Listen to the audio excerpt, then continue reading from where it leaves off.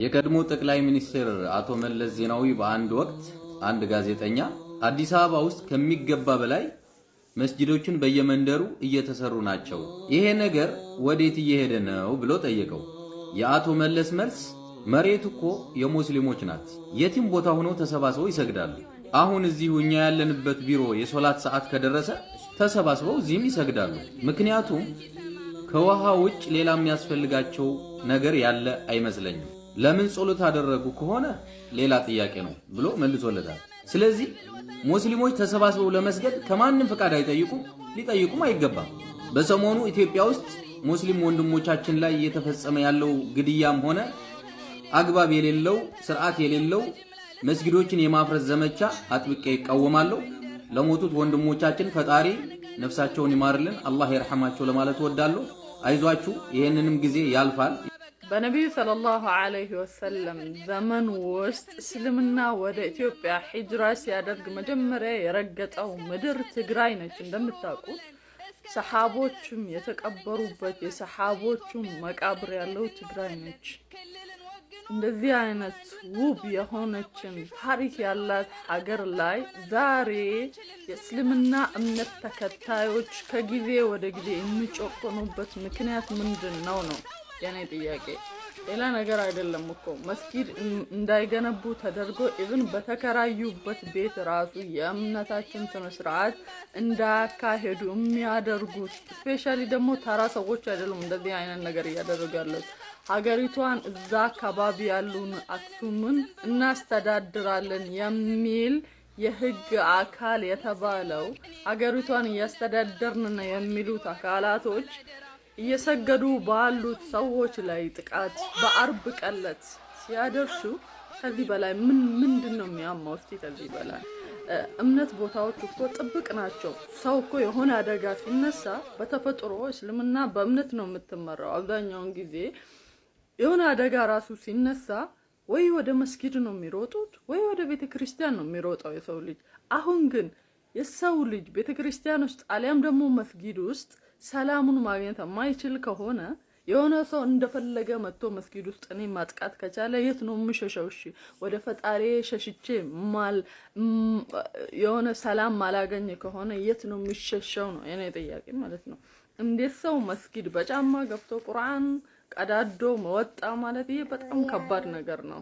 እንደው እንደ ሰው የሚያስብ ሰው እምነቱንም ታው ችግር የለም፣ ግን እንደ ሰውኛ እንደ ማህበረሰብ እንደ አንድ ዜጋ እንደዚህ አይነት ነገር ሲከናወን ምንድነው የሚሰማው? ለምንድነው ታዲያ በእንደዚህ አይነት ሰዎች ላይ እርምጃ የማይወሰደው? እስከመቼ ነው? እሺ ሌላ ነገር እኮ የሰው ልጅ በተፈጥሮ አንድ ነገር ልንገራቸው ብዙ ነገር ሊችል ይችላል።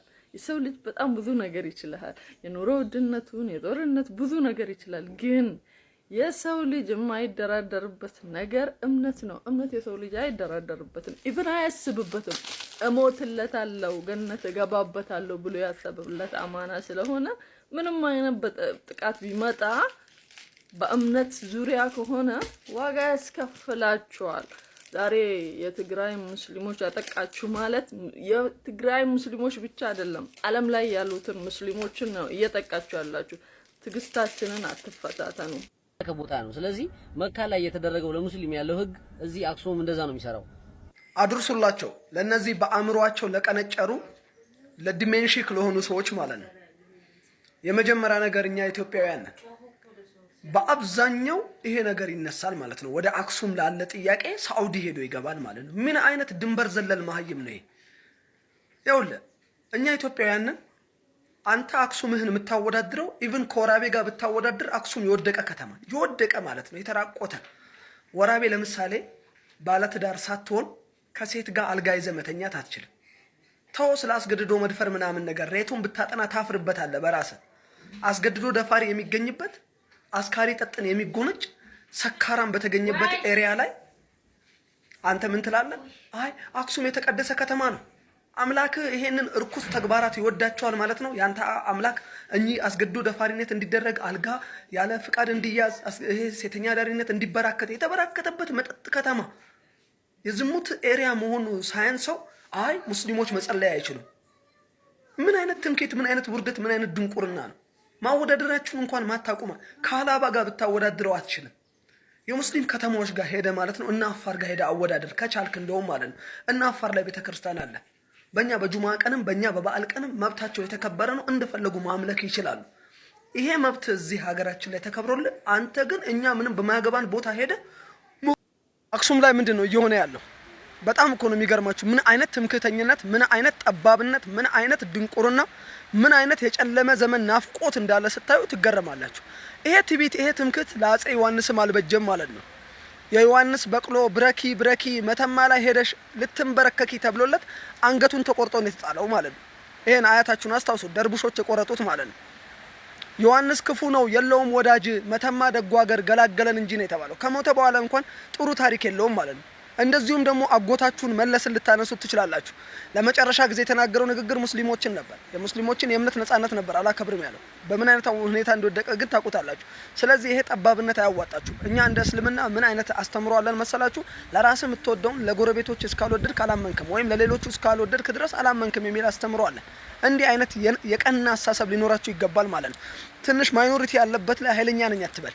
ይሄ ያደረገው ደግሞ የጸጥታ አካል ነው ሲባል ልባችን ቆሰለ። ሐቂቃ የጸጥታ አካል የሀገሪቷን ሰላም አስጠብቃለሁ የሚል አካል ይሄ ነው ኢትዮጵያ እንዳታድግ የሚያደርጋት አንዱ። እንደዚህ አይነት የተሰገሰጉ ስልጣን ይዘው በስልጣናቸው የእስላማዊ ጥላቻን እንደፈለጉ የሚያደርጉ አካላት ናቸው። ለውጥ እንዳይመጣ የሚያደርጉት እንደነዚህ አይነት አካላቶች ናቸው። ጥላቻውን ባለው ስልጣን እንደፈለገ የሚያደርግ ሲለው ሂጃብ ይከለክላል፣ ሲለው ሰላት ይከለክላል ትምህርት ቤት ላይ። አሁን ደግሞ መስጊዳቸው ላይ ያ አላህ የተከራዩበት ላይ መስጊድ እንኳን የላቸው። በተወለዱበት ቀይ ላይ ይሄንን ማድረግ እጅግ አሳፋሪ ነገር ነው። ቁርአንን መቀዳደድ፣ የአላህ ቤት ላይ የተከበረው ቤት ላይ ገብቶ እንደፈለገ መሆን ወላሂ ይሄ በጣም የሚያሳፍር ውርደት ነው። ወራዶች ስለሆኑ ነው ያደረጉት። የእጃቸውንም ያገኛሉ አይቀርም። ቢያንስ እዚህ ነን ያለነው እነዚህ ወንድሞቻችን ዱዓ እናድርግላቸው። የሚመለከተው አካልም ደግሞ ይህንን ነገር በአስቸኳይ እልባት መፍትሄ ያመጣለት፣ መፍትሄ ሊያመጣለት ይገባል።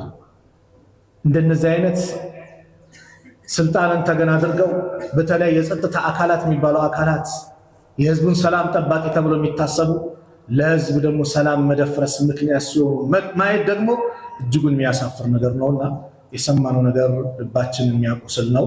ትናንት ከጁማ ሰላት በኋላ ነው አብዛኛው ሰው ይሄ ወሬ የደረሰው። አላህ ሱብሓነሁ ወተዓላ ለነዚህ ወንድሞቻችን ጽናቱን፣ ብርታቱን፣ ጥንካሬውን፣ ጀግንነቱን አላህ ይወፍቃቸው። መብታቸው የተከበረ ሆኖ እዛው ቀያቸው ላይ ያማረው መስጊድ ተሰርቶላቸው በነፃነት ዲናቸውን በነፃነት አላህን የሚገዙበትን እድል አላህ ያምጣላቸው። የሁላችንም መጨረሻ ደግሞ ያማረ አላህ ያድርግልን። ምህረቱን አላህ ይለግሰን፣ ምህረቱን አላህ ይለግሰን። ወንጀላችንን አላህ ይማረን፣ ወንጀላችንን አላህ ይማረን። የሰራነው ወንጀል በስተዋል እንደው ከተራራ በላይ ሆኗል። ጌታችን ወይ እዝነትህ ነው እስካሁን የሚያቆየን። እዝነትህን ለግሰን፣ ምህረትን ለግሰን፣ ምህረትን ለግሰን። ወንጀላችንን ማረን፣ ወንጀላችንን ማረን። አንተ አዛኝን እዘንልን፣ አንተ ማህሪነ ምህረትን ለግሰን። ያ አላህ እኛ ወንጀላችን በስተዋል፣ እንደኛ ወንጀል አይደለም እንዳንተ እዝነት ነውና እንደኛ ወንጀል አይደለም እንዳንተ እዝነት ነውና እዝነትን ምህረትን ለግሰን።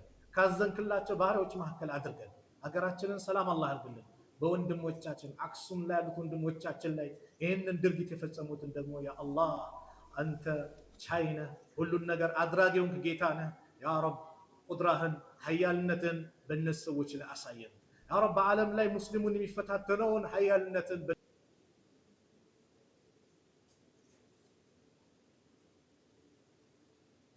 ولا تنصر علينا اللهم انصرنا ولا تنصر علينا اللهم انصر من نصر الدين اللهم انصر من نصر الدين اللهم انصر من نصر الدين واخذل من خذل المسلمين واخذل من خذل المسلمين واخذل من خذل المسلمين اللهم ادفع الظالمين بالظالمين اللهم ادفع الظالمين بالظالمين اللهم ادفع الظالمين بالظالمين اللهم نجنا من بطش الظالمين اللهم نجنا من بطش الظالمين اللهم انصر إخواننا في كل مكان اللهم انصر إخواننا مستضعفين في كل مكان، اللهم انصر المجاهدين في كل مكان، اللهم انصر المجاهدين في كل مكان، اللهم انصر المجاهدين في كل مكان.